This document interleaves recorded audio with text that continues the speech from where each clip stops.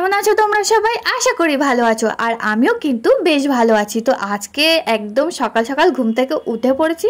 আর এইদিকে কিন্তু আমার গ্যাসের দিকে একদমই চোখটা দিও না, তার কারণ আজকে আমার সকাল সকাল রান্না বান্না হয়ে গেছে। ওর জন্য ভাতের যে ফ্যানটা হয় তো সেটাই পড়েছে। আর এইদিকে খুশবু পুকু ঘুমাচ্ছিল বলে চা করেনি তখন।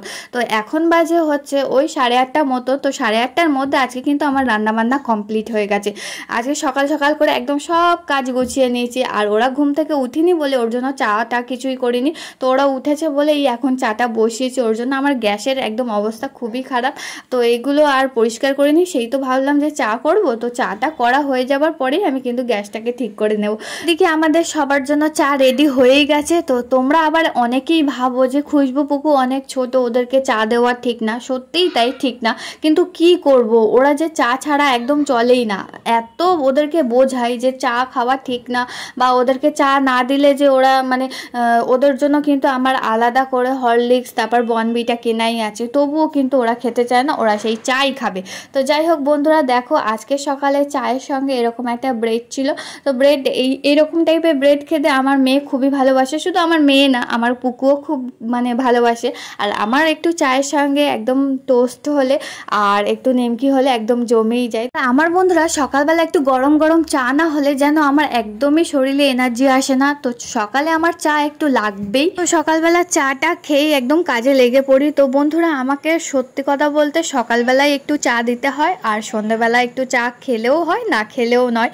তো সেরকম কোনো ব্যাপার না, কিন্তু সকালের একটু চাটা না একটু আমেজ নিয়ে খেতে সত্যিই খুব ভালো লাগে। আর আমার মনে হয় আমার মতন সবাই এটাই করো, যে চা খেলে একদম মাথা ব্যথা, তারপরে গায়ে এনার্জি, একদম শরীর দুর্বল ভাবটাই একদম চলে যায়। তো তোমরাও যদি এরকম কিছু হয়ে থাকে তো অবশ্যই কিন্তু কমেন্ট করো। যারা মানে চা লাভার, মানে চা অনেক ভালোবাসো, তারা কিন্তু অবশ্যই কমেন্টটা করে যেও যে সত্যিই তুমি আমাদের মতন চা খেতে ভালোবাসো কিনা।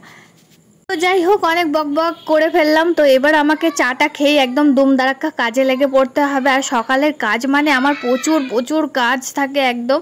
আর সকালের কাজ মানে রান্নাটা আমার কাছে সব থেকে ভাইটাল। তো রান্নাটা হয়ে যাওয়ার পরেই কিন্তু আমার অনেক কাজ থাকে, যে রান্নাটা হয়ে গেলেই আমার সব কাজ হয়ে যায় না। আমার পুকুসোনার জামা কাপড় কাচতে কাচতেই আমার অর্ধেক বেলা চলে যায়। তো এই যে আজকে একটু তেলাপিয়া মাছ দিয়ে বেগুন দিয়ে রান্না করেছিলাম। আর হ্যাঁ বন্ধুরা, ওতে কিন্তু একটু কাঁঠালের দানাও দিয়েছিলাম। এইভাবে কিন্তু বন্ধুরা বেগুন দিয়ে কাঁঠালের দানা দিয়ে খেতেও কিন্তু খুবই ভালো লাগে। তোমরাও কিন্তু চাইলে করতে পারো। তারপরে বাবা কিছু লিচু এনেছিল আর একটু আম এনেছিল, সেগুলো কেটে কুটে একদম ফ্রিজে ঢুকিয়ে দেব। আর একটু কাঁঠাল এনেছিল, সেটাও আমি একদম ছাড়িয়ে ছুড়িয়ে রাখলাম। আর বেশিরভাগ কাঁঠাল সত্যি কথা বলতে আমার পাশের বাড়ি একজন আছে, তো তাকে দিয়ে দিয়েছিলাম। অত কাঁঠাল তো আমাদের বাড়িতে কেউ খায় না, শুধু বাবা ছাড়া, ওর জন্য। তারপরে এই যে দেখো কত খালি বোতল জমা হয়ে গেছে। তারপরে এই খালি বোতলগুলো আমাকে এখন ভরতে হবে বসে বসে। যেহেতু এখন রান্না বান্না হয়ে গেছে, ওর জন্য কোনো কাজ ছিল না। ভাবলাম বোতলগুলো যখন খালি হয়েই গেছে তখন আমিই ভরি। যেহেতু এই বোতলগুলো না সত্যি কথা বলতে বন্ধুরা আমার খুশবুই ভরে। এই বোতল ভরার কাজগুলো কিন্তু আমার টুকিটাকি বেশিরভাগ কাজগুলো কিন্তু আমার খুশবুই করে। যেহেতু মানে ও অনেকটা একটু বড় হয়ে গেছে, ওর জন্য ওকে দিয়েই করিয়ে নিই। তারপর দেখলাম বাবা একটু মানে খড়িবাড়ির দিকে গেছিলো। মানে আমাদের এখানে একটা জায়গা, ফেমাস জায়গা আছে, তো কেষ্টমাটি বলে একটা জায়গা আছে। তো সেখানকার দই মানে ভীষণই খেতে আমার ভালো লাগে, আর বিশেষ করে টক দই। আর আমি ভীষণ টক দই মানে খেতে ভালোবাসি, যেটা একদম বলার বাইরে। এই জিনিসটা এমনই যেটা আমাকে মানে সত্যি কথা কেউ দিলে আমি কখনো নাই বলবো না, তার কারণ এত আমি টক দই খেতে ভালোবাসি যে তোমাদেরকে বলে বোঝাতে পারবো না। তারপর আমি একটু টক দই খেয়েই নিলাম। আর এইদিকে পুকুসোনাকেও একটু খাইয়ে দিলাম। পুকুসোনাও কিন্তু খুব টক দই খায়, কিন্তু আমার মেয়ে খেতে চায় না সেইভাবে। আর আমি পুকু কিন্তু খুব টক দই খেতে ভালোবাসি। তারপর দেখো বন্ধুরা, ছাদে চলে গিয়েছিলাম একটু ভিডিও বানানোর জন্য।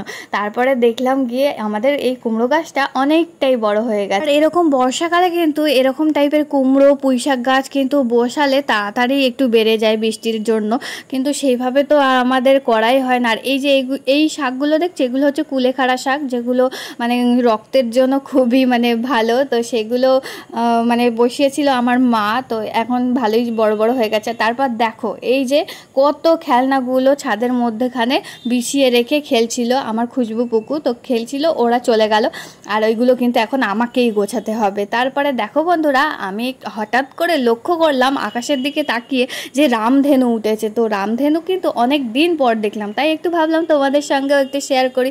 আর রামধেনু দেখতে কিন্তু আমার খুবই ভালো লাগে। আর তোমাদের কেমন লাগে তোমরাও একটু জানিও। আর এইরকম এরকমভাবে রামধেনু কিন্তু সবসময় দেখা যায় না, তাই একটু তোমাদের সঙ্গেও শেয়ার করলাম। আর রামধেনু সত্যি কথা বলতে নাকি দেখাও অনেক ভালো, আমি যতদূর শুনেছি, তাই একটু ভাবলাম আমার বন্ধুদেরকেও একটু দেখিয়ে দিই। তারপর এই যে বিকেল হয়েই গেছে, বিকেল তো হয়েই গেছে, তারপর সন্ধে হয়ে গেছিলো বলে, আর এই সন্ধ্যের ওয়েদারটা এতটাই সুন্দর লাগছিল, মেঘলা মেঘলা, ওর জন্য একটু ভাবলাম তোমাদের সঙ্গেও শেয়ার করি। তারপর আমাকে নিচে চলে যেতে হবে, তার কারণ সন্ধে হয়ে গেছে, মানে এবার ঘরের লাইটগুলো সব জ্বালিয়ে দিতে হবে, সন্ধে দিয়ে নিতে হবে। তো নিচে আমি চলে এসেছি। তো নিচে চলে আসার পরে আমার মেয়ের বায়না ছিল কি খাবে, তো আজকে আমি কিন্তু বন্ধুরা বাড়িতে কোনো কিছু করিনি।